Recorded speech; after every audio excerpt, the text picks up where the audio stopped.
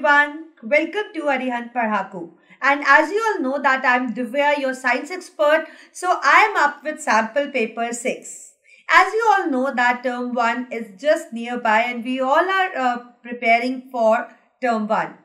Right, so today I have sample paper 6 for you. So I'll be solving this sample paper 6 of Arihant book. So let me tell you one thing, bache. This is the sample question paper book as per the new CBSE guidelines and the paper pattern and the marking scheme by Arihant Publications.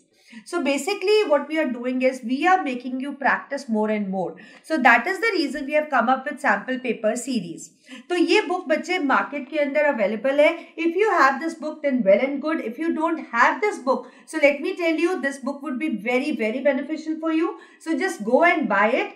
Because like what advantage you're going to get from this book, I'm going to explain you. See, this is a book which has a summary. Like जो भी कुछ important चीजें हैं वो इस तरीके से पूरा summary की form में आपको दिया हुआ है. And after that you have the 10 sample papers. Let me show you that you have 10 sample papers जो कि आपको पता है कि हम लोग solve कर रहे हैं daily एक paper ताकि आप लोग practice कर पाओ.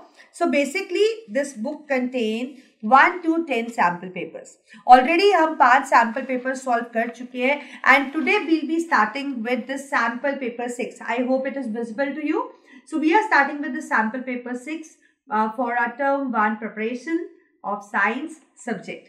तो आज इस सेशन में जैसे कि पता लग चुका है सैम्पल पेपर 6 हम करने वाले हैं. So let me tell you बच्चे कि सैम्पल पेपर जितने ज़्यादा आप सॉल्व करोगे ना उतना बेनिफिशियल रहने वाला है क्योंकि प्रैक्टिस करते हैं ना तो हम लोग और भी ज़्यादा एफिशिएंट हो जाते हैं, कॉन्फिडेंट लेवल बढ़ जाता है और आप टाइम को भी प्रॉपरली मैनेज कर पाते हो.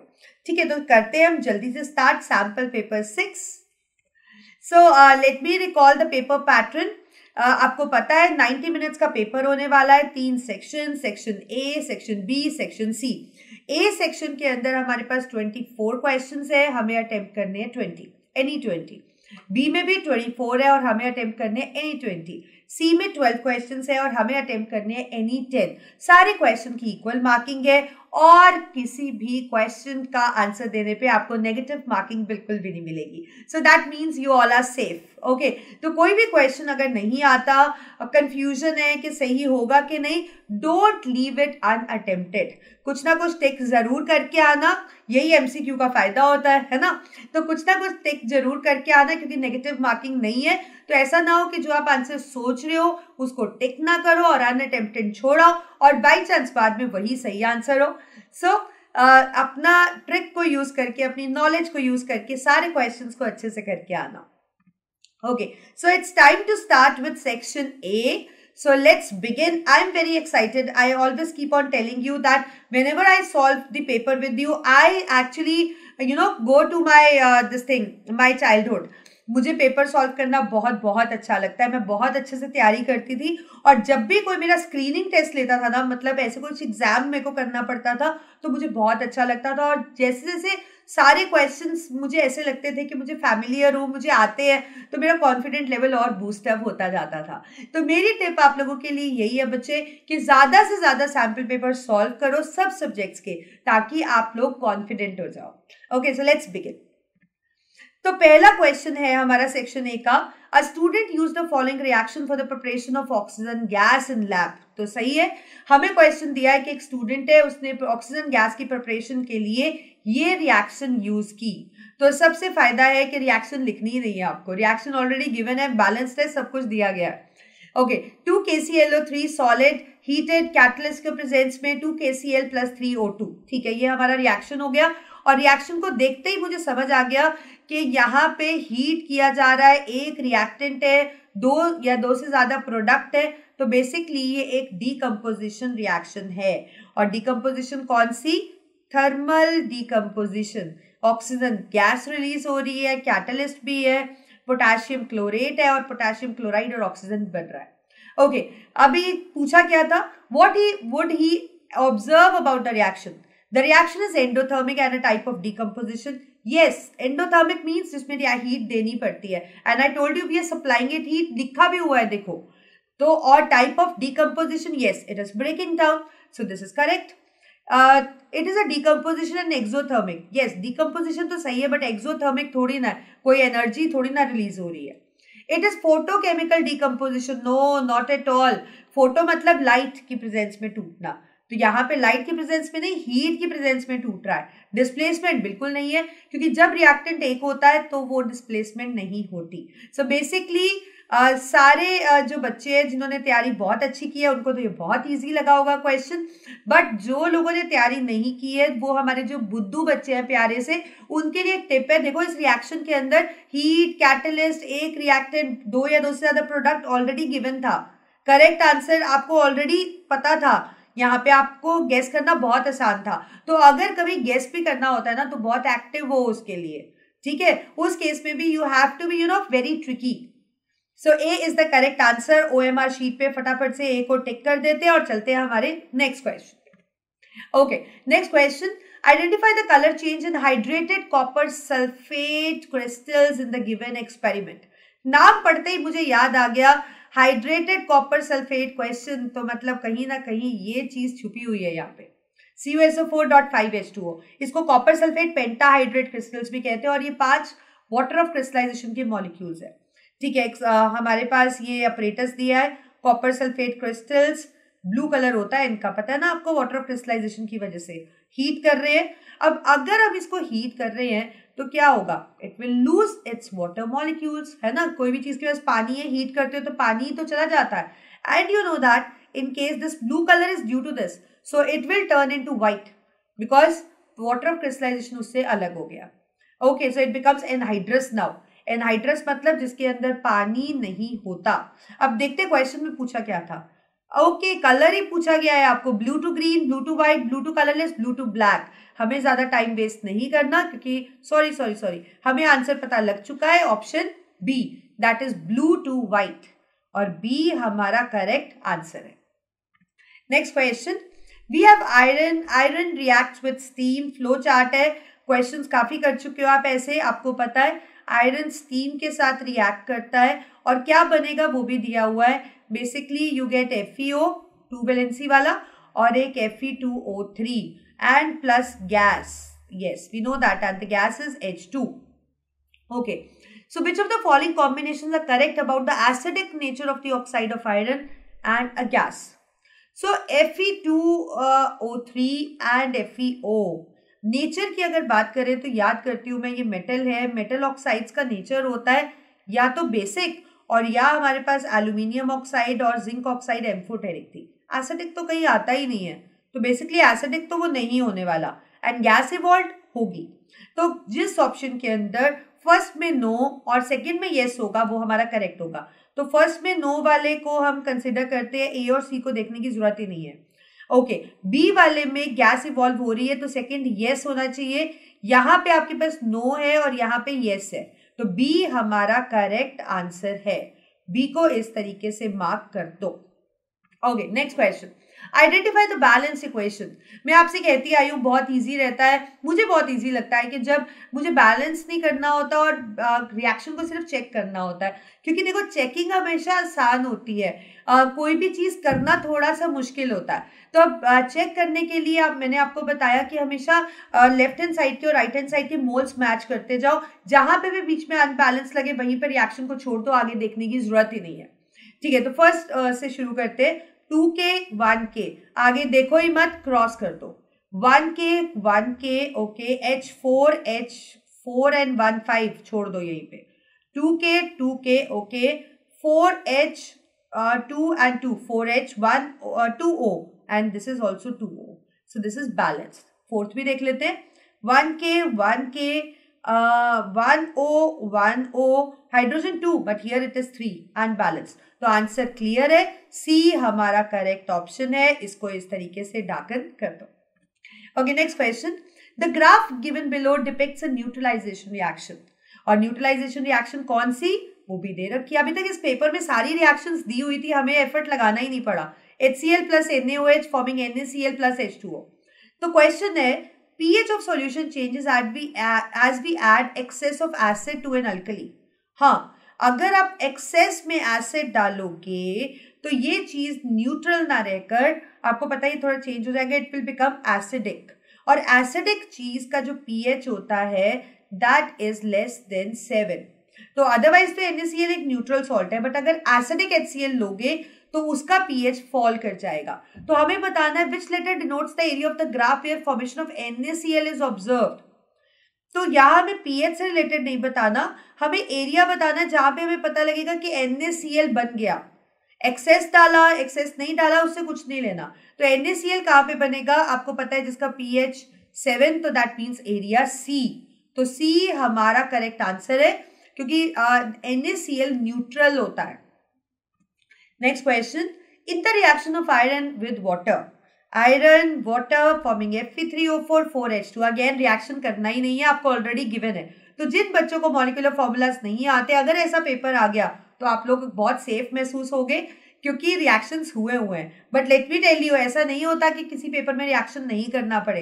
तो आपको मॉलिक्यूलर फॉर्मूलाज वैलेंसी अच्छे से पढ़नी है। ओके, हमें इंटेलिजेंट बनना है। Okay, which option in the given table correctly represents the substance oxidised and the reducing agent.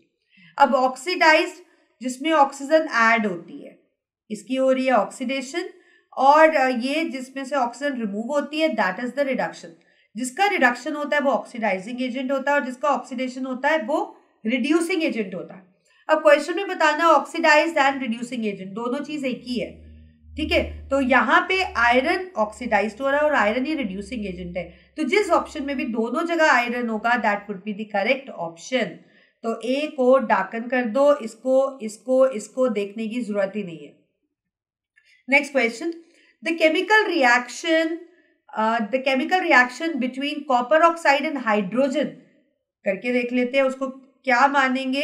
और आपको पता है ये रिएक्शन बहुत ज्यादा जगह पे यूज हुई है एज एन एग्जाम्पल NCERT में। और आप देखो ये बेसिकली एक रिडॉक्स रिएक्शन है ना। कॉपर से ऑक्सीजन हट रहा है और हाइड्रोजन में ऑक्सीजन ऐड हो रहा है। ना तो डबल डिस्प्लेसमेंट है क्योंकि डबल डिस्प्लेसमेंट 2 कंपाउंड्स होते हैं, उसमें 2 कंपाउंड्स नहीं है। कॉम्बिनेशन भी नहीं है क्योंकि उसमें सिंगल प्रोडक्ट होता है और यहाँ सिंगल प्रोडक्ट नहीं है। रिडॉक्स है, ये तो करेक्ट है ही, एक्सोथर्मिक नहीं है। तो बेसिकली हमारा करेक्ट आंसर है सी पार्ट, सी को डाकन कर दो। Next question, which of the given option correctly represents the parent acid and parent base of ammonium carbonate.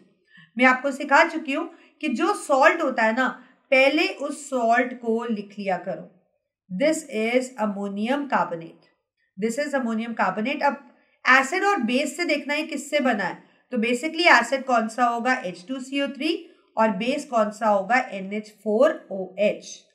तो एसिड H2CO3 वाली 2 ही ऑप्शन है, लेकिन यहाँ पे NH3 दिया है और ये बी हमारा करेक्ट आंसर है, बी को डाकन कर दो। Okay, next question, how will you identify that the reaction occurs between potassium iodide and lead nitrate solution.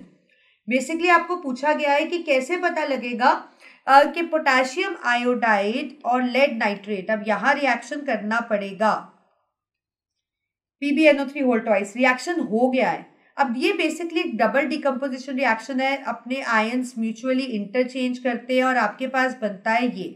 और आपको पता है PbI2 के येलो कलर के प्रेसिपिटेट होते हैं, insoluble substance that stage behind. Okay, तो कैसे आइडेंटिफाई करोगे कि इसे कोई भी रिएक्शन होती है तो कुछ आइडेंटिफाइंग फीचर्स होते हैं, कलर चेंज होता है, स्टेट चेंज होती है, या फिर एनर्जी रिलीज या एब्जॉर्ब्ड होती है, या प्रेसिपिटेट बनता है, या गैस रिलीज होती है। तो यहाँ पे क्या बन रहा है, precipitate. So how can we identify? By checking its temperature? No, because it is not an exo or an endothermic reaction. By the formation of white precipitate? No, it doesn't form white color precipitate. It forms yellow colored precipitate. By stirring? No, because by stirring we can make the reaction happen but we cannot detect it. So C is the correct option. Next question we have is, what will be the correct statement regarding universal indicator? It is an indicator having pH 7. It gives orange color at pH 3. It gives blue color at pH 5, or it becomes colorless at pH 7.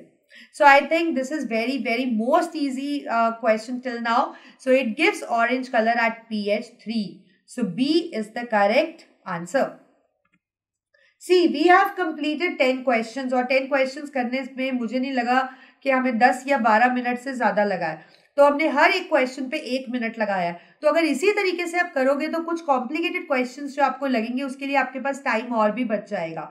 So speed up when you do it, when you attempt your questions. जैसे मैंने बताया, question को देखो, उससे क्या knowledge मिलती है उसको रखो, ऑप्शंस में टाइम वेस्ट मत करो अनटिल अनलेस जहां ऑप्शन जरूरी है पढ़ना। Okay, next question. Carefully study the diagram of cross section of leaf with label 1, 2, 3 and 4. हमारे पास लेबलिंग है 1, 2, 3 and 4. ओके, हमें बताना है कौन सा करेक्ट आइडेंटिफिकेशन है और फंक्शन भी सही होना चाहिए। ठीक है, सो 1 is chloroplast. Where is 1? Yes, it is chloroplast. 2 is guard cell. Where is 2? Yes, they are guard cells. 3 is waxy cuticle. Yes, it is the outermost thin layer. 4 is upper epidermis. Yes, these are the epidermis cells. Again, this is correct. Okay, now let's look functions के लिए, क्योंकि functions में यहाँ कुछ manipulation किया होगा। Chloroplasts are present in the mesophyll cells of leaf. Yes, और mesophyll के भी कौन से cells में है? Palisade में. Very good. This is correct. Guard cells control the exchange of gases. No, they help in opening and closing of stomatal pore. This is wrong. Cuticle helps in photosynthesis. No, not at all. Photosynthesis में तो chloroplast help करता है। Upper epidermis में stomata, no. So that means only A statement is correct and we need to identify the correct one only. So that means the correct answer is A. So you are gonna darken your OMR A part like this. Okay, next question. It is from transportation. As you can see the beautiful picture of heart. Identify the option that indicate the parts that carry deoxygenated blood. आपको यहाँ पे indicate करना है कि कौन से parts है जो डीऑक्सीजनेटेड ब्लड कैरी करते हैं।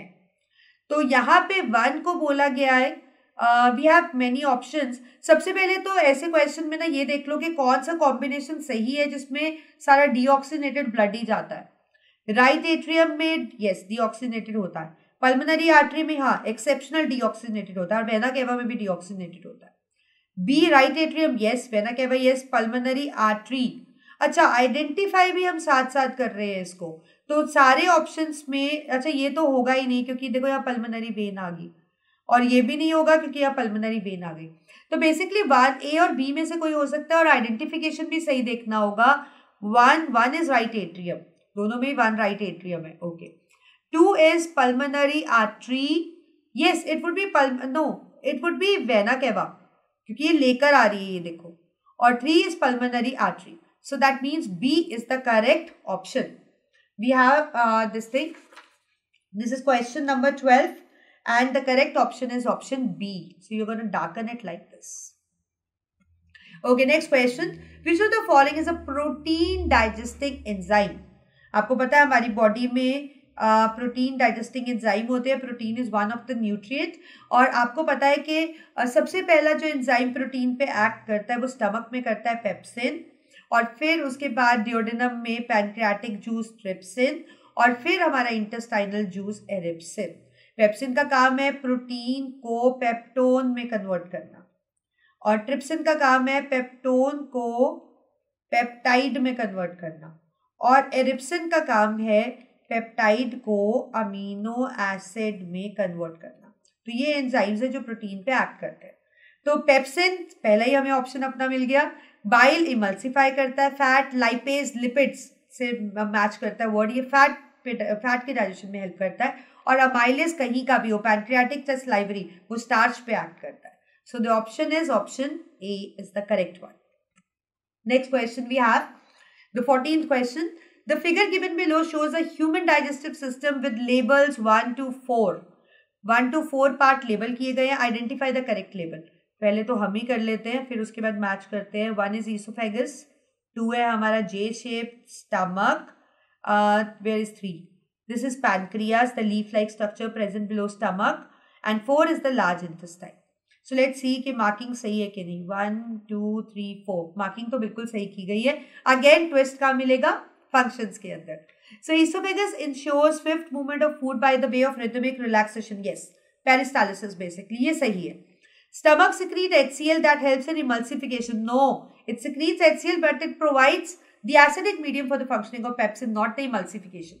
Pancreas secrete acidic fat. No, they don't secrete acidic pancreatic juice, और पैनक्रियाटिक जूस तो अल्कलाइन मीडियम में भी काम करता है. Large intestine secrete trypsin, no it doesn't have, large intestine doesn't secrete any enzyme. So basically correct answer सिर्फ A है. और याद रखो क्वेश्चन ये भी आ सकता है, रिदमिक कॉन्ट्रैक्शन और रिलैक्सेशन को पेरिस्टालिसिस कहते हैं. Okay, 15th question, yes. The given diagram represents the process of transpiration taking place in plants. Now, what is transpiration? I think you got it right. That is the loss of water vapor or water in the form of vapors through aerial parts of plant. And it happens through stomata. Okay. Arrow indicate कर रहा है कि transpiration होती है और हमें आता भी है. Which statement is correct? Evaporation of water molecules creates suction which provide water to the roots. No. Water roots पे कैसे आएगा? ये तो गलत है. Transpiration occurs mainly with the half of the xylem. No. It occurs through stomatal pore, not through xylem. It causes water to rise in plants by pulling it out upwards. Yes, this is a scent of sap. पानी aerial part से transpire हो रहा है, वो xylem vessel of leave से खींच रहा है, वो जाइलम वेसल ऑफ रूट से खींच रहा है, वो अंडरलाइंग सेल से खींच रहा है और अल्टीमेटली सॉइल से पानी जाई जा रहा है. This is correct. The effect of root pressure, no. So that means we have the option C as the correct option. That is, it helps in the ascent of SAP.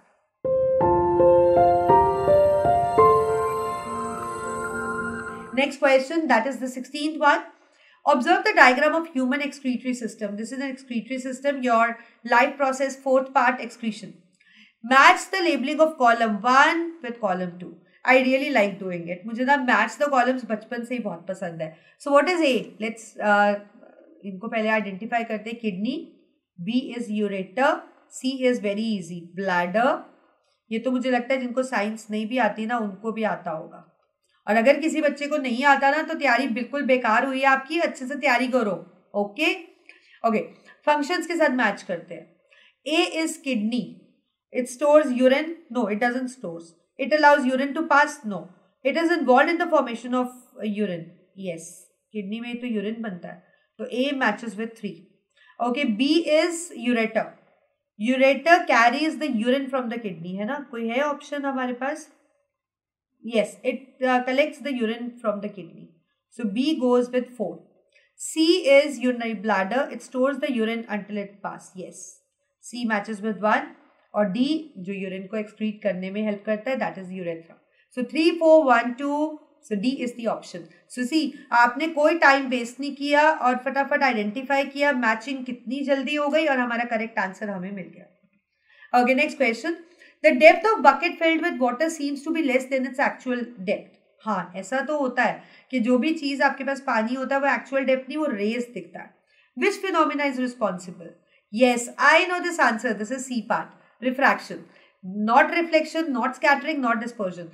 Actually क्या होता है कि जब यहाँ से light, जैसे एक medium में, किसी भी सेम मीडियम में, आप बड़ा सा बना के दिखाते हो, किसी भी सेम मीडियम में जब लाइट ट्रैवल करती है सेम पाथ में करती है, बट यहाँ पे बाहर एयर है और मतलब यहाँ लगा लो एयर है और ये वाटर है विच इज डेंसर. तो जब लाइट यहाँ से बाहर जाएगी, जैसे इसमें आएगी, वो स्ट्राइक करेगी, बाउंस बैक हो जाएगी, it will travel straight, but इस इंटरफेस से it will bend away from normal क्योंकि उसमें उसकी स्पीड ज़्यादा हो जाएगी. So when this refracted rays meet, like अगर डेप्थ बी है, so it will appear to be B dash. This would be the apparent depth. So this is due to refraction of light at the interface. So correct answer C. OMR sheet में mark करना बिल्कुल मत भूलना. C is the correct answer. Okay, next. Which diagram shows image formation of an object on a screen by a diverging mirror? अब बच्चे अगर diverging mirror नहीं पता हुआ तो सब गलती हो जाएगी. याद रखो कॉन्वेक्स, क्योंकि देखो पहले तो ऑप्शन ही हम सिलेक्ट कर लेंगे जिसमें कॉन्वेक्स होगा. जैसे ये कॉन्वेक्स है, ये नहीं होगा, ये कॉनकेव है, ये कॉनकेव है, तो ऑप्शन ए और सी में से होगा. अब अगर कॉनकेव कॉन्वेक्स से नहीं पता लगेगा तो इसी में उलझते रह गया. ओके, अब देखते हैं सही इमेज. पैरेलल आई डाइवर्ज हो गई, appears to pass through focus. ये तो सही है. फोकस से आई और रिट्रेस नहीं, सी से रिट्रेस होती है, ये तो गलत है. Parallel I diverge appears to pass through focus. Strike that some angle at pole. Yes, this is the correct answer. So C would be the right answer. And please remember, convex mirror always form virtual, erect and diminished image. Question ऐसा भी हो सकता है. Okay, next. Both a spherical mirror and a thin spherical lens have a focal length -15. मतलब एक mirror है और एक लेंस है, दोनों का फोकल लेंथ है -15 सेंटीमीटर. मिरर और लेंस को पहचानना है. तो बेसिकली यहाँ पे पता है कौन सी नॉलेज टेस्ट करने के लिए क्वेश्चन दिया गया है कि आपको साइन कन्वेंशन आते हैं कि नहीं. तो आपको मैं बता दूं, कोई भी डिस्टेंस हम पोल से मेजर करते हैं, जो चीज पोल से इधर होती है वो पॉजिटिव होती है, नेगेटिव होती है सॉरी, और जो इधर होती है वो पॉजिटिव होती है. सिमिलरली लेंस के अंदर ऑप्टिकल सेंटर से डिस्टेंस मेजर होता है, जो इधर होता है पॉजिटिव, जो इधर होता है नेगेटिव. तो इसका जो फोकस होता है वो इधर होता है कॉनकेव मिरर का. तो कॉनकेव मिरर वाले ऑप्शंस हम रखेंगे, इनको हम छोड़ देंगे. ओके, लेंस की बात करें, लेंस की अगर बात करें तो लेंस में फोकल लेंथ किसकी नेगेटिव होगी. देखो जैसे अब आपके पास आया पैरेलल आया, ठीक है, and what it will do, it will pass through focus. इसका फोकस इधर है, but sorry this is for the convex. मैं दोबारा बनाती हूँ. अगर कॉन्वेक्स के अंदर देखोगे ना तो पैरेलल आएगी, फोकस से पास करेगी. बट अगर कॉनकेव से देखोगे तो पैरेलल आएगी, डाइवर्ज हो जाएगी, फोकस इधर होगा. इसका वर्चुअल फोकस होता है. सो बेसिकली कॉनकेव मिरर और कॉनकेव लेंस राइट आंसर है. तो बी को करेक्ट कर दो, उस पर फोकल लेंथ नेगेटिव होती है. Next, if a beam of red light, yellow light and violet light are incident on the same angle of the prism, prism पे इंसिडेंट है, रेड का एंगल है 8, येलो का एंगल है y और violet का एंगल है वॉयलेट, मतलब इन्हीं के फर्स्ट अल्फाबेट्स. हमें रिलेट करना है कौन सा एंगल बड़ा है कौन सा छोटा है. तो आपको पता है कि जब भी प्रिज्म में से रेज पास करती है तो आप विब की ओर बेस से लिखते हो. सो सबसे ज्यादा डेविएट कौन सा होता है, वॉयलेट, और सबसे कम रेड. तो एंगल भी सबसे ज्यादा कौन सा बनेगा, वॉयलेट का. ठीक है, तो वॉयलेट, वॉयलेट के बाद आता है येलो और फिर आता है रेड. तो बेसिकली वॉयलेट का एंगल बड़ा होगा, फिर आपके पास आ जाएगा, मतलब बेसिकली वॉयलेट बड़ा है, उसके बाद येलो और उसके बाद रेड. ऑप्शन दिख रहा है आपको कोई ऐसा, violet, yellow and red. Yes, A would be the right answer. तो ए को हम मार्क कर देंगे. तो बेसिकली ये बताना था किसकी स्पीड ज्यादा है वो ज्यादा बेंड हो जाएगा, मतलब किसका वेवलेंथ कम है वो ज्यादा बेंड हो जाएगा, उसका एंगल भी ज्यादा होगा. Next, a concave mirror produces a magnification of +2. एक कॉनकेव मिरर है जो मैग्निफिकेशन बना रहा है +2. ऑब्जेक्ट कहाँ पे है, तो आपको पता है कि m जब पॉजिटिव होता है तो मतलब इमेज होती है वर्चुअल इरेक्ट, नेगेटिव होता है तो इमेज होती है रियल इन्वर्टेड. m का वैल्यू जब 1 होता है तो इमेज होती है सेम साइज की, और जब m का वैल्यू ग्रेटर देन 1 होता है तो इमेज होती है इनलार्ज्ड. अब यहाँ पे इमेज क्या है, वर्चुअल इरेक्ट और इनलार्ज्ड. और कॉनकेव मिरर में आपको याद होगा वर्चुअल इरेक्ट और इनलार्ज्ड इमेज तभी बनती है जब ऑब्जेक्ट को बिटवीन फोकस एंड पोल में रखा जाता है. तो C would be the right answer, क्योंकि फोकस पे तो इमेज इन्फिनिटी पे बनती है, रियल इन्वर्टेड और हाईली मैग्नीफाइड. एफ और सी के बीच में जब होता है तो बियॉन्ड सी बनती है, रियल इन्वर्टेड और magnified. Beyond centre of curvature होता है तो बिटवीन एफ एंड सी बनती है और वो भी डिमिनिश्ड. तो बेसिकली आपके पास ऑप्शन होगा C as correct option. Okay, next question. Examine the above figure, which of the following option is correct. अब इस फिगर के अंदर ये जो आपको दिख रहे हैं, दीज आर द बॉक्सेस. एक बॉक्स 1 सेंटीमीटर का है, मतलब ये जो बॉक्स है दिस इज ऑफ 1 सेंटीमीटर. ये जो 3 बॉक्स है, हर बॉक्स.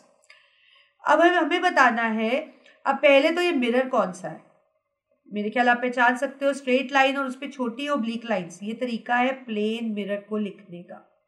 और प्लेन मिरर की मैग्निफिकेशन क्या होती है, it forms virtual erect image और वो भी सेम साइज +1. तो बेसिकली यहाँ पे ये दो तो करेक्ट इनकरेक्ट हो जाते हैं.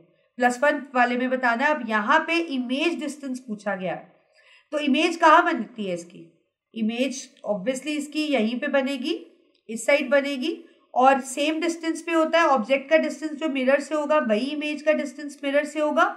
So obviously it is gonna be, image कैसी बनती है, वर्चुअल इरेक्ट, मतलब positive side. So it is gonna be, एक कॉलम 3 का है एक कॉलम 1 का है तो बेसिकली +3 सेंटीमीटर, तो ए हमारा करेक्ट आंसर होगा।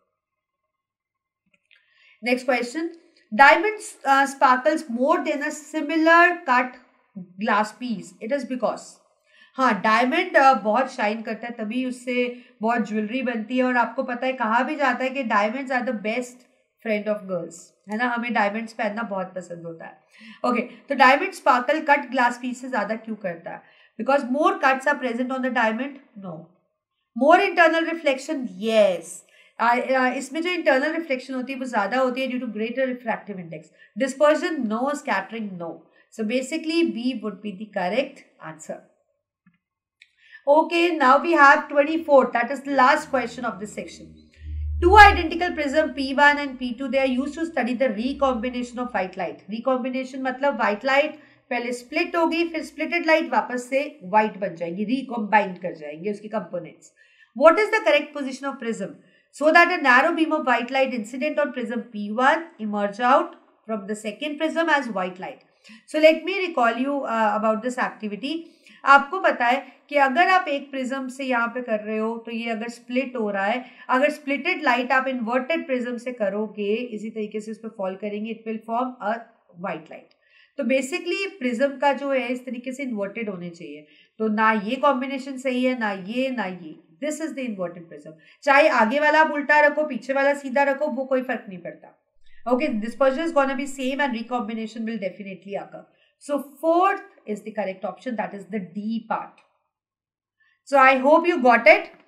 So with this successfully we have done, successfully I must say that we have done section A, and I want you also to successfully attempt section A for your revision. तो करना क्या है, अरिहंत की ये book आपके पास है, इसमें यहीं पे वीडियो को पॉज कर दो, सेक्शन ए खोलो और उसको करो, और देखो ये वीडियो का टाइम देख लेना आपके सेक्शन ए कितने टाइम में मैंने किया, और देखो क्या आप इतने फास्ट कर पाते हो, because you have to be very fast in attempting the paper, but इतने फास्ट मत हो जाना कि गलतियां कर दो। Let's start with section B now. Okay, so the question is sodium carbonate arrow, और arrow पे दिख रहा है हमें heat का sign, and forming Na2O plus X, और आपको पता है arrow पे heat लिखा हो और यहाँ एक कंपाउंड हो, तो बेसिकली मुझे इससे याद आ रहा है कि ये एक डिकम्पोजिशन होती है, और वो भी on heating, basically thermal decomposition. Identify the correct option from the given table which represents the type of reaction and the gas evolved. तो अगर इस रिएक्शन को मैं पूरा कंप्लीट वे में लिखूं, Na2CO3 on heating form its oxide, और obviously यहाँ पे साथ रिलीज होगी CO2 गैस। याद रखो कभी भी इधर कार्बोनेट होता है ना तो कार्बन डाइऑक्साइड पक्का रिलीज होती है, अगर कार्बन डाइऑक्साइड किसी मेटल के साथ रिएक्ट करता है it gets converted into carbonate. Okay, so thermal decomposition है और कार्बन डाइऑक्साइड गैस भी रिलीज हो रही है, और हमें यहाँ पे ऑप्शन दिए एक्सोथर्मिक और गैस इवॉल्व, तो बेसिकली एक्सोथर्मिक तो ये नहीं है, क्योंकि एक्सोथर्मिक रिएक्शन वो होती है जिसमें हीट रिलीज होती है, इसमें तो हीट एब्जॉर्ब हो रही है, heat is taken, so it is endothermic. तो वो ऑप्शन जिसमें एक्सोथर्मिक में क्रॉस लगा होगा उसी पे हम फोकस करेंगे, तो ए और डी को हम छोड़ देते हैं, so we are left with B and C. Gas evolve होगी और वो है कार्बन डाइऑक्साइड गैस, मतलब सेकेंड ऑप्शन में वहां हमें टिक दिखना चाहिए, तो that means B would be the right answer. B को इस तरीके से डार्कन कर देंगे। Next question, in which country is the concentration of hydrogen ion is the highest? Again a graph based question, graph based question से बिल्कुल डरना नहीं है, बहुत ईजी है। तो कंसेंट्रेशन ऑफ हाइड्रोजन आयन, तो बेसिकली आपको पता है कि जो पीएच होता है ना, that is negative of logarithm of hydrogen ion concentration. तो अगर pH का वैल्यू हाई है तो मतलब अगर मैं हाइड्रोजन आयन की कंसेंट्रेशन कहूँ तो यहाँ लेस होगी, क्योंकि देखो यार नेगेटिव है, ठीक है।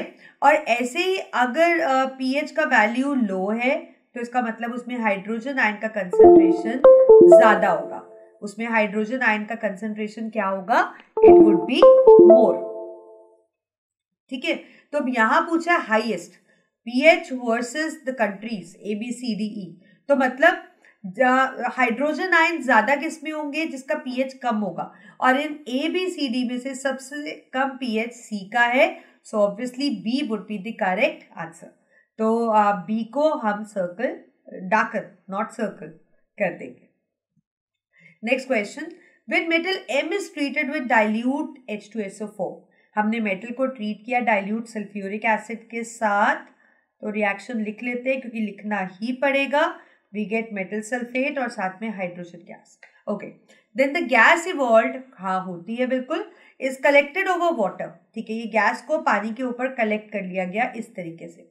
और आपको मैं याद करा दूं, कभी भी हम गैस को कलेक्ट कर लेते हैं सो ऊपर इस तरीके से, this is called as upward displacement. ठीक है, तो ये क्यों कलेक्ट होती है? क्योंकि गैस लाइटर होगी अगर पानी से तो उसके ऊपर कलेक्ट हो जाती है. ओके, सो करेक्ट कंक्लूजन बताना है.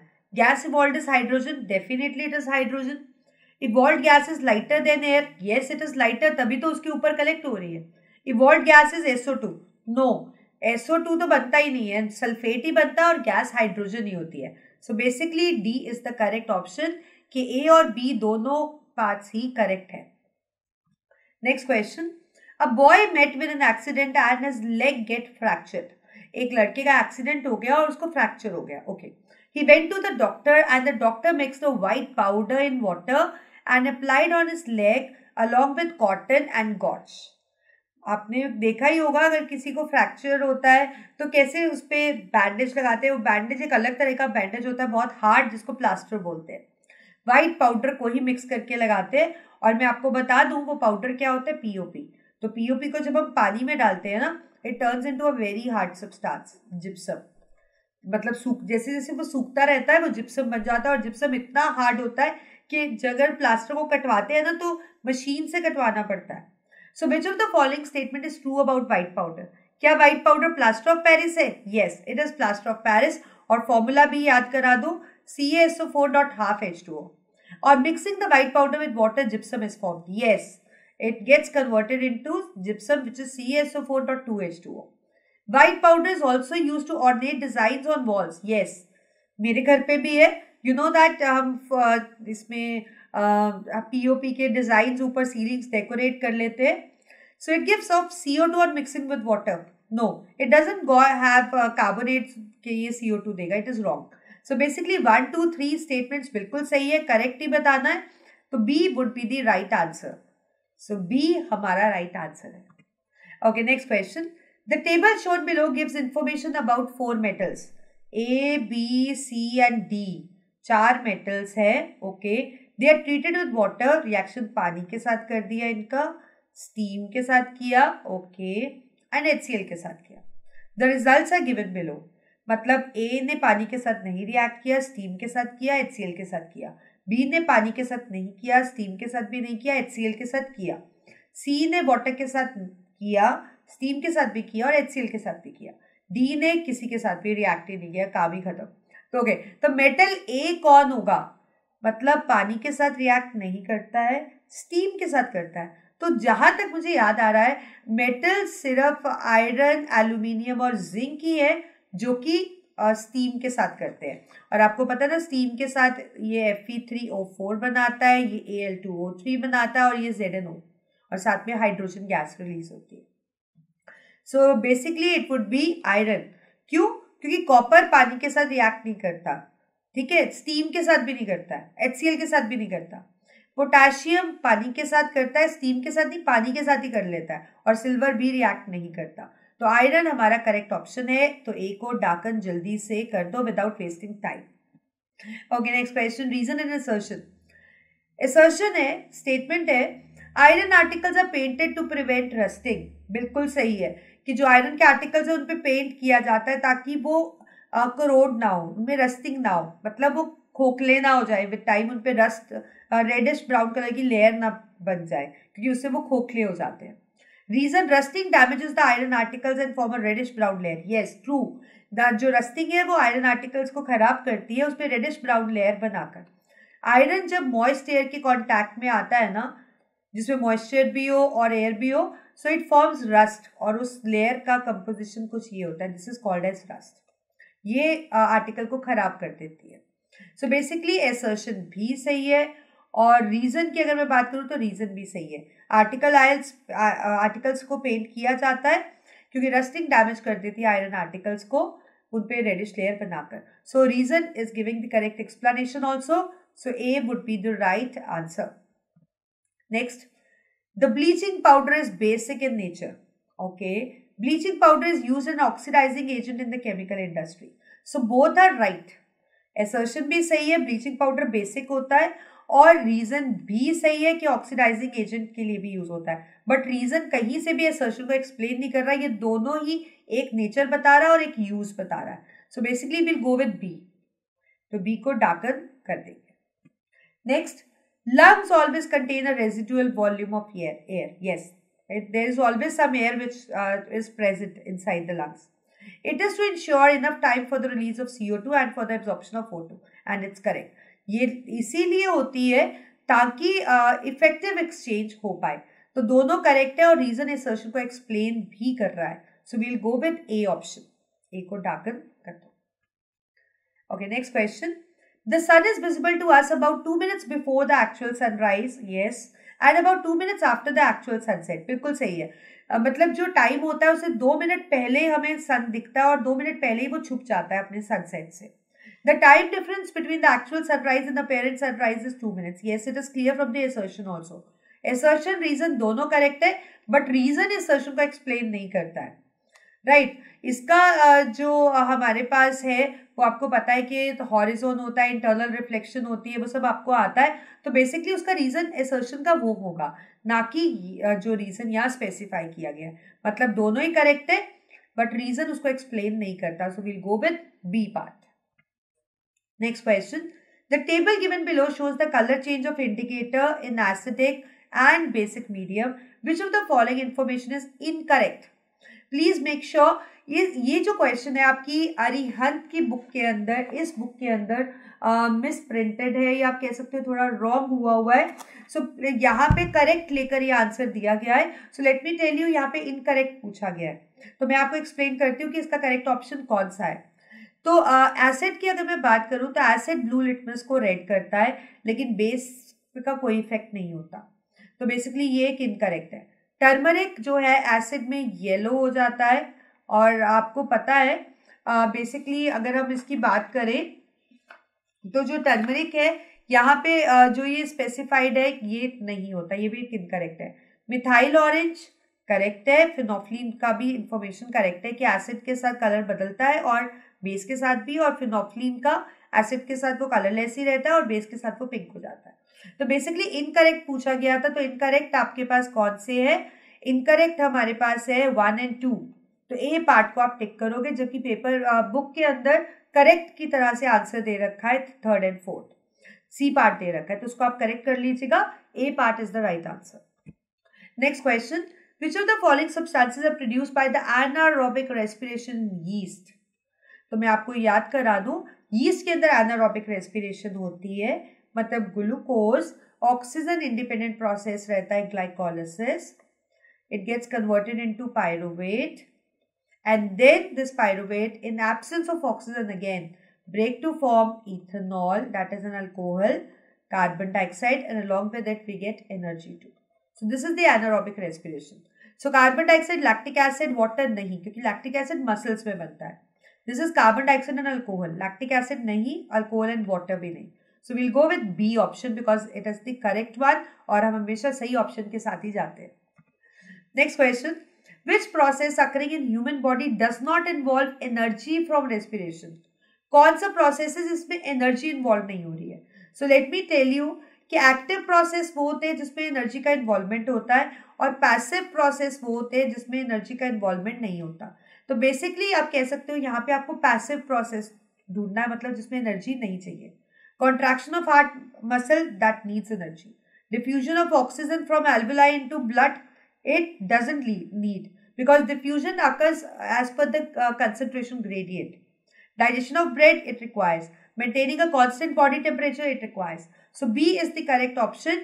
That is the diffusion which occurs as per the concentration gradient. That is a passive process. Next, which of the following statement is true about respiration? Respiration आपको याद है ना? Respiration का मतलब होता है intake of oxygen, उसके बाद फूड का ऑक्सीडेशन ताकि उससे हमें एनर्जी मिले और CO2 भी रिलीज होती है and then giving out CO2. This is what is respiration. Okay, so respiration के time during inhalation, ribs move inward and diaphragm raise. Inhalation, no, ribs move outward and diaphragm becomes flattened. So this is wrong. In the alveoli, exchange of gases take place. Alveoli से exchange होता है oxygen blood में, okay, और CO2 blood से इधर, हाँ ये होता है. Hemoglobin has greater affinity for carbon dioxide than oxygen. No, not at all. Hemoglobin has a greater tendency to combine with oxygen as it forms oxyhemoglobin complex. Alveoli increases surface area. Yes, it does. For exchange of blood. No, for exchange of gases. So only the B is the correct one. बाकी सब में कुछ उल्टा पुल्टा लिखा हुआ है. So B is the correct one and you're going to darken it like this. Next, if the angle of refraction is 30 degree, we have angle R as 30 degree. Find the angle of incidence, okay, on the surface of plastic slab of refractive index is given, that is √3. So basically आपको यहाँ पे Snell's law लगाना है, which is equal to sin I by sin R. अब ये दिया है √3, sin I हमें फाइंड करना है और sin R हमारे पास है 30 डिग्री. तो यहाँ पे आपका जो साइन आई है that would be equal to angle √3. आपको पता है कि साइन आई हमारे पास हो जाएगा √3/2 विच विल बी इसका वैल्यू, इसको सॉल्व करोगे, इसका वैल्यू निकालोगे, it would be 60 degree. Okay, so the correct answer would be the B part. Next question. An object is placed 20 centimetre in front of concave mirror. आपके पास एक concave mirror है, numerical है basically. Object distance दिया है ना 20 centimetre. Object distance हमेशा negative होता है. फोकल लेंथ कॉनकेव मिरर की 25. अगर भूल जाओ कि फोकस नेगेटिव या पॉजिटिव होता है, ऐसे फिगर बना के देख लिया करो, नेगेटिव होता है. The image distance we need to find. So basically we'll make use of mirror formula which is 1/v plus 1/u, 1/- 25, 1/v plus and we have -20. Plus minus आपका हो जाएगा माइनस, यहाँ पे आके हो जाएगा ये positive. This is 20. This is 1/v. So when you will solve for it, you will get an answer that is 100 centimeter. So basically it is gonna be 1 into 10 raised to power 2 because it is positive. So it will be in the front, it will be behind the mirror. So it is 1 into 10 raised to power 2 centimeter behind the mirror. क्योंकि जो behind होती है चीजें आपको पता है वो positive होती है. So I'll mark here, it is A part.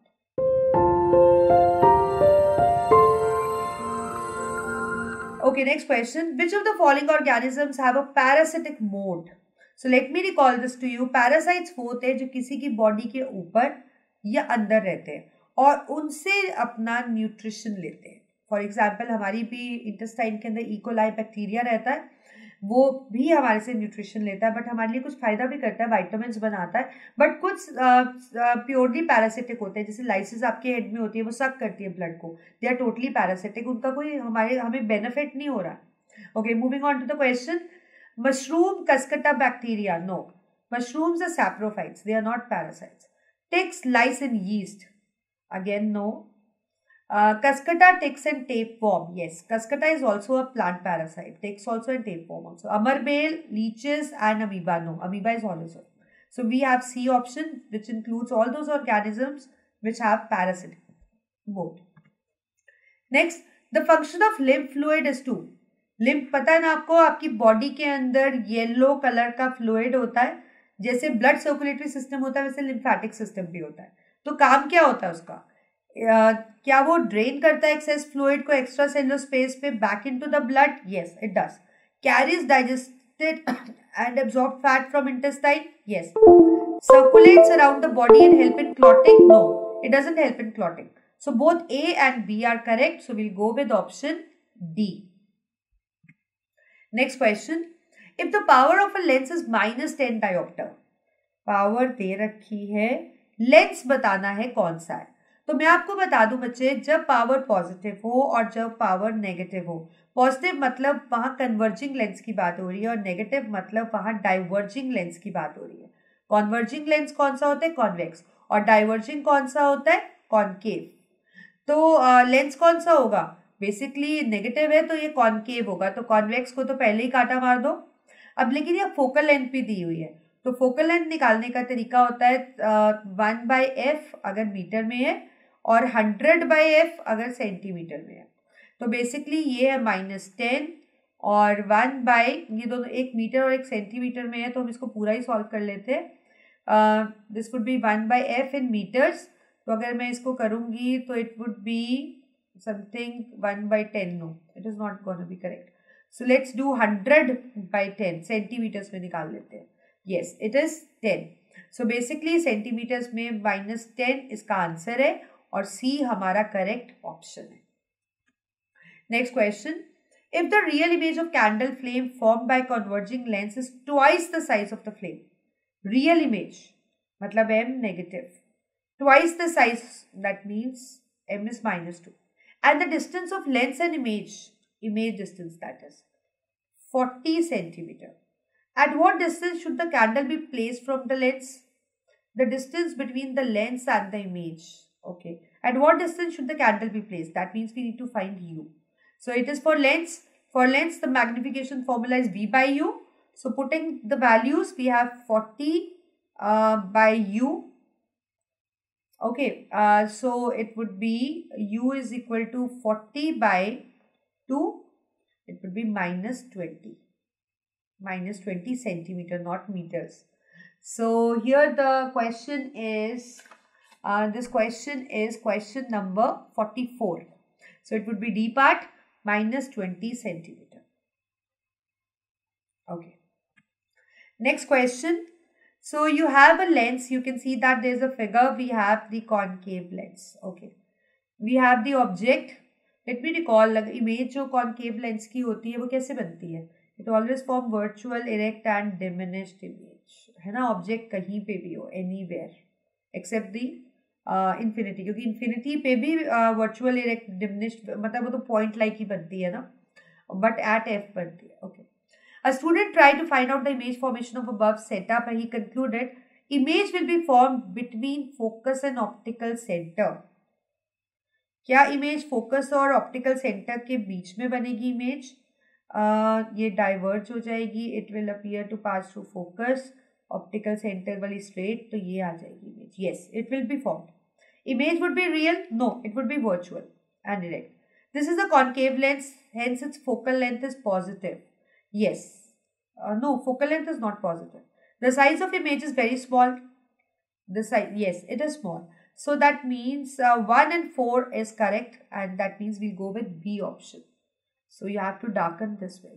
तो ऐसे कोई भी क्वेश्चन होता है ना, तो जो कॉन्सेप्ट आपने पढ़ रखा है उसको रिकॉल किया करो।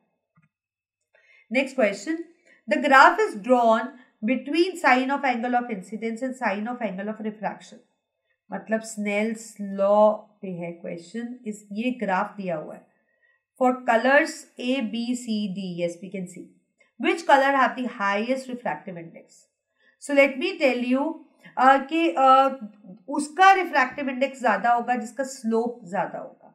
सो इट इज फॉर सी सबसे हाईएस्ट दिख रहा है आपको, so that means refractive index भी C का ज्यादा होगा.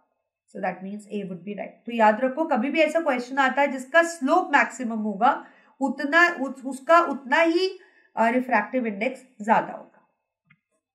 Next question, the above lens has a focal length 20 centimetre. This is convex lens और फोकस इसका पॉजिटिव होता है, लिख लेते हैं 20 सेंटीमीटर पॉजिटिव का.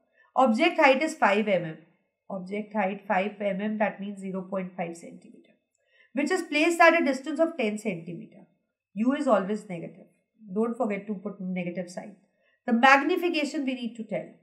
So पहले तो F और U को यूज करते हुए लेंस है, लेंस फॉर्मूला लगाते हुए हम फाइंड कर लेंगे dV.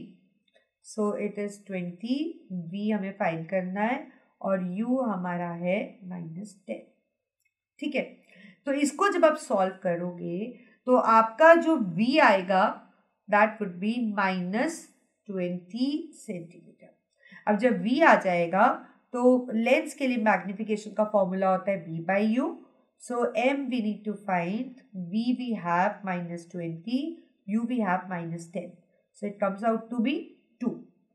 So +2. So that means C is the correct answer. Sign conventions का बहुत ध्यान रखा करो जब आप न्यूमेरिकल्स करते हो। Okay, next question. The inspection authority visited the cable manufacturing company. एक केबल मैन्युफैक्चरिंग कंपनी के पास इंस्पेक्शन अथॉरिटी जाती है। They tested products A, B, C, D, उनको देखते हैं। तो मैं आपको बता दूं, केबल वाले जो होते हैं, जो प्रॉपर्टी स्पेसिफाई की है, वो मेलिएबल भी होने चाहिए, मतलब जब उनको हैमर करो तो थिन शीट्स बने। डक्टाइल भी होने चाहिए कि उनसे थिन वायर्स बने। गुड कंडक्टर भी होने चाहिए और मेल्टिंग पॉइंट भी हाई होना चाहिए। ऐसा नहीं कि वो मेल्ट हो जाए बहुत हाई टेम्परेचर पे या बर्न हो जाए। तो जिनमें भी ये सारी प्रॉपर्टीज होंगी वो cable manufacturing company, inspection authority उनको अप्रूवल देगी। So which of the following products were disapproved. अब यहाँ अगर मैं देखूं तो ए के अंदर एक क्वालिटी नहीं है, वो कंडक्टिव ही नहीं है। बी के अंदर 2 क्वालिटी नहीं है, ना मेलिएबल है, ना डक्टाइल और ना ही मेल्टिंग पॉइंट। 3 क्वालिटीज मिसिंग है। और इसमें भी सिर्फ एक ही क्वालिटी है, बाकी कोई क्वालिटी ठीक नहीं है। तो D would be the ideal one. तो डिसअप्रूवल वाले पूछे गए हैं हमें, तो it would be A, B and C, that is the A part. So A would be the our option. A हमारा चॉइस है और बिल्कुल करेक्ट चॉइस है। So with this, we have completed section B also. Now, I think you can pause this video and you can do the section B. I'll just show you. So section A आपने कर लिया था. So this is section B of, your sample paper 6. So you can just pause the video and do the section B also. और अगर आप पूरा paper इकट्ठे करना चाहते हो तो पूरा भी कर सकते हो. Let's begin with section C now. So you know that in section C we have got 3 case studies, and on each case study we have got 4 questions. So that means this section will contain total of 12 questions. So what you have to do is, like, here you have an option that overall from like the 12 questions you need to attempt just 10 questions. So let's start with case study 1. So we'll be covering all 12 questions in this session, but in exams you have to be quick with the first 10 because you have options for 2. Okay, so let's start with case study 1. To check the reaction of acid with zinc, the experiment is performed with zinc granules.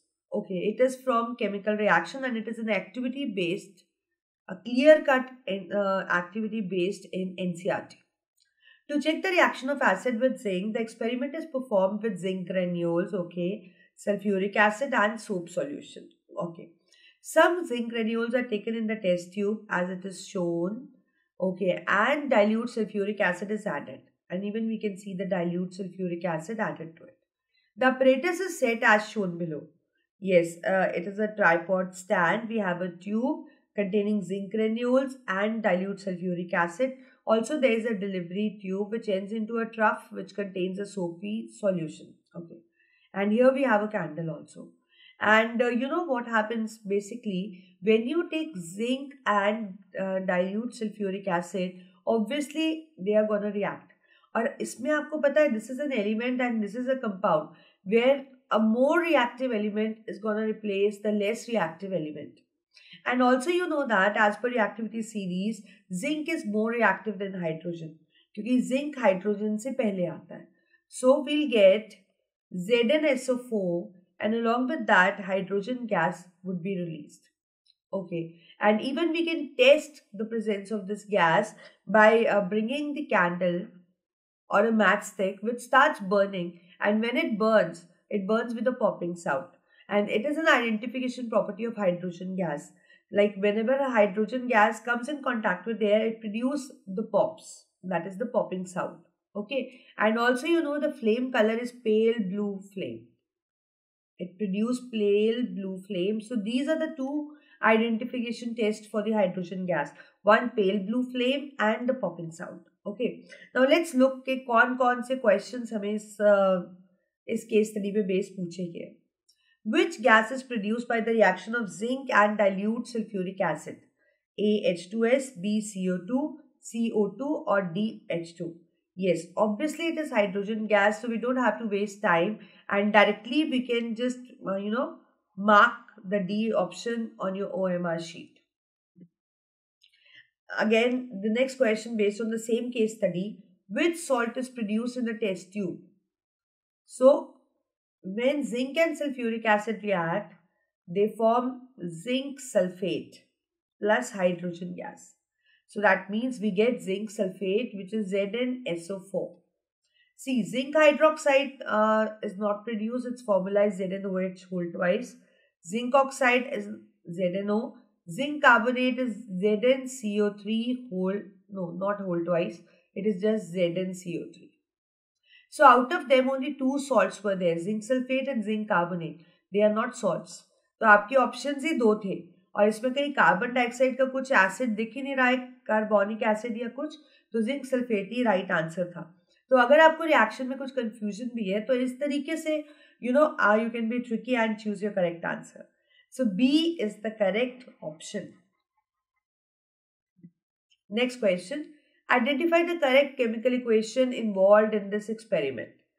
So as we have done कि जो correct यहाँ पे reaction है it is gonna be like this. अब इन reactions में आप देख सकते हो ये बैलेंस्ड है बेसिकली. ठीक है, तो बैलेंसिंग के अकॉर्डिंग हम इसको देख लेते हैं. Zn1 Zn1 okay, hydrogen 2 hydrogen 4. So we'll not go ahead, this is wrong. Zn1 okay, hydrogen 2 hydrogen 2, yes, S1 oxygen 4 balanced. 2Zn okay, 4H only 2H, so we will not move ahead, this is wrong. 2Zn 4H2 2H2, we will not move ahead, this is wrong. So that means B is the correct answer, which specifies the correct equation and a balanced one. Okay, next question. What is the role of soap solution in the experiment? इसमें soap solution का क्या role था? It changes the acidity of gas evolved. It is used for fragrance. It provides medium for bubble formation in which H2 is trapped in small parts or all of the above. So C is the correct answer. Basically in soap solution, like in the small parts, like hydrogen gas gets trapped. So whenever the candle is bought, it starts burning and the bubbles are also produced. So C is the correct answer. So we'll mark it like this. Okay, in the second case study, and I think you can easily make out by looking at the figure that it is from the life process part 4, which is excretion. Okay, and this is dialysis basically. This is dialysis. And you all know that dialysis is something like अगर हमारी kidney काम नहीं करती है, like one of our kidneys not working or two of our kidneys not working, or there is some a defect in the body, or maybe due to certain infection or disorder. So if your kidney doesn't work, so how are you going to excrete the nitrogenous waste? So for that, we put the person on the artificial kidney, which is called as dialysis. So Rahul was undergoing a treatment for kidney failure. Yes, it is a kidney or a renal failure. The process is managed by artificial kidney. It is the process by which nitrogenous wastes are removed from the blood through dialysis. It contains a number of tubes, as you can see, with a semi-permeable lining suspended in a tank filled with a dialyzing fluid. Dialyzing fluid is something which is rich in nutrients. Okay. So let's do the questions based on it. The first is, the above diagram represents the process of hemodialysis. Yes, that is the purifying blood, which is done to remove. Why it is done? Obviously, it is done because our kidney is not functioning, and also to remove the nitrogenous waste, we need certain things. So we have kidneys in the body to perform this act, but if the person is suffering from renal failure, then he is put on the dialysis, or the other option can be the kidney transplant. Okay, so basically it is done to excrete, to remove extra blood. No, why would we, remove extra blood? Extra blood is again good for the body. Extracellular fluid, no. Extra urea, yes, it is a nitrogenous waste. Extra water, no. So that means C is the correct answer. We are removing extra urea. Next question. Normally in a healthy adult, daily initial filtrate in the kidney is about. So normally हमारी kidney में जो initial filtrate आ रहा है, जो आपको पता है glomerular filtrate पास होता है, that is a 180 liters. It's not 150, it's not 250, it's not 100. It is 180. So we'll mark A. Which substance have the lowest concentration of X and highest concentration of Y? So let's locate X and Y. This is X, okay, and this is Y. So lowest concentration of X and highest of Y. Which substance? Okay. Glucose concentration is lowest at X and salt's concentration is highest at Y. Urea concentration is lowest at X. Salts of urea concentration is highest at Y. Water concentration is highest at X and glucose concentration is lowest at Y. Water concentration is lowest at X and glucose concentration is highest. So basically we are doing it for the process for excreting the nitrogenous waste. So that means here in this case, urea concentration will be lowest at X and salts in urea will be more in the dialyzing solution. So B would be the correct answer. Next question, based on the same case study, which of the following statements are incorrect for dialysis? Okay, the fluid has same osmotic pressure as blood except that it is devoid of nitrogenous waste. Okay, the waste products from the blood pass into dialyzing fluid by osmosis. No, they don't pass by osmosis. The process is different because there is no more reabsorption involved, right? The actual volume of initial filtrate excreted is only a liter or a 2 a day. Yes, the actual volume which is excreted out, like which is filtered is 180, but which is excreted is 1 to 2 liters only. So that means here we have 3 right statements. One is the first is 1 and third and fourth. So we'll go with C part. We'll go with C part here. So I think you got it, that how you have to attempt these questions. One thing. The second statement is wrong. That is, the waste products from the blood pass into dialyzing solution by diffusion. One is the one thing. And the second is the process is different because there is no more reabsorption involved. So it is, it is different from the reabsorption, but the process is somehow similar only. So third is also wrong. We'll not go with C, sorry. We'll go with this thing, one and the fourth part. No, we'll go with 1 second. कौन से सही था हमारा यहाँ पे? This would be first, okay, and yes, sorry. 3 of them are correct.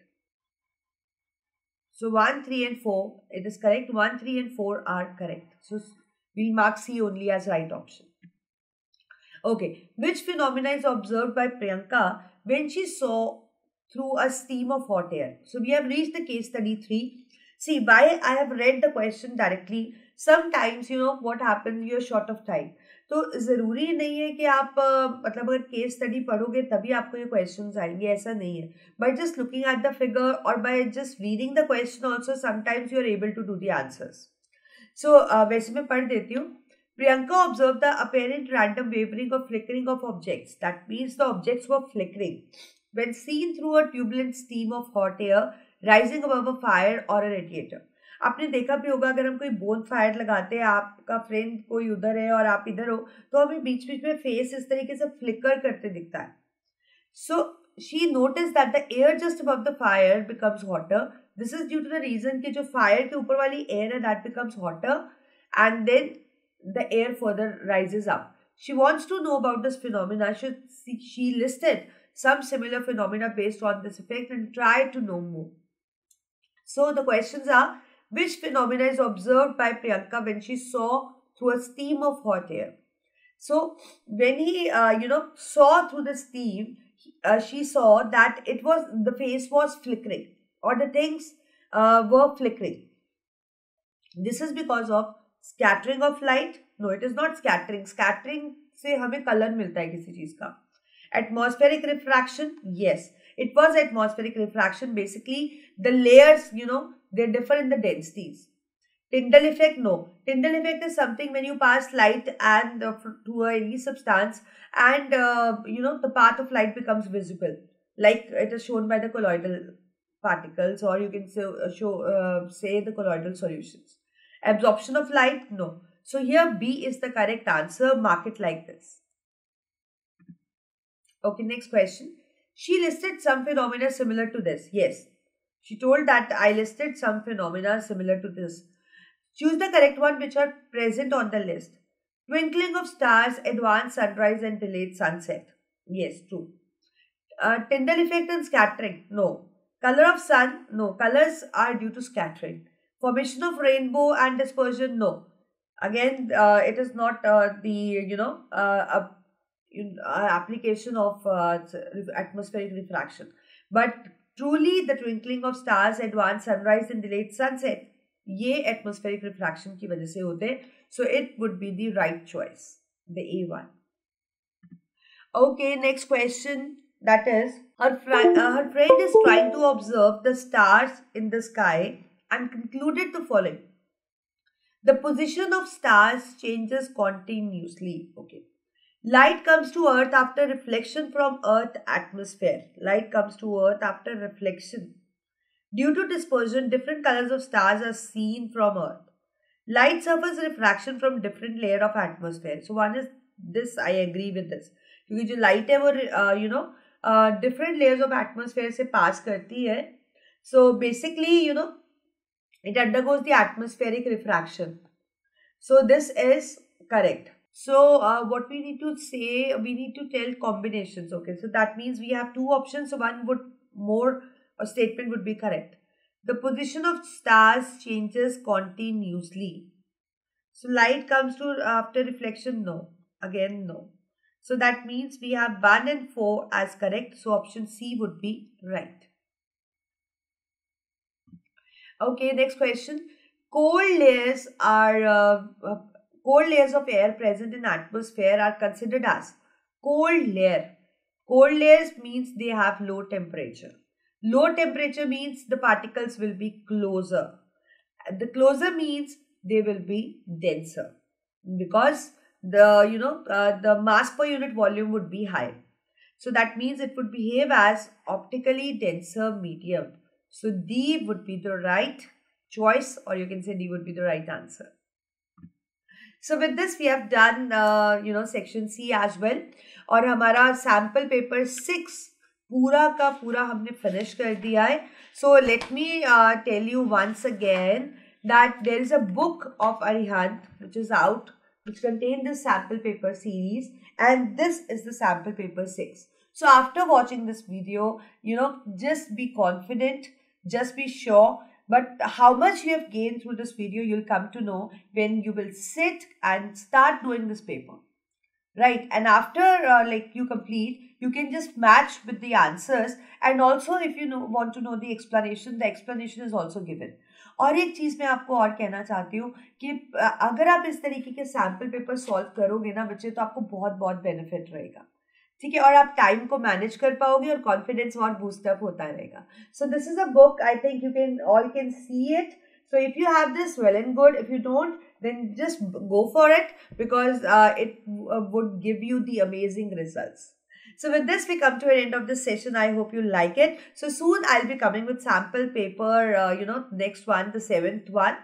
So if you like the session, hit the like button, share the video with your friends, and do not forget to hit the bell icon for the notifications. So me, Divya, signing off. We are meeting very soon. So my 3 tips. Study well, prepare well, and make your habit to write and learn, and also make your habit to solve more and more sample papers. So thank you. Bye-bye. Take care.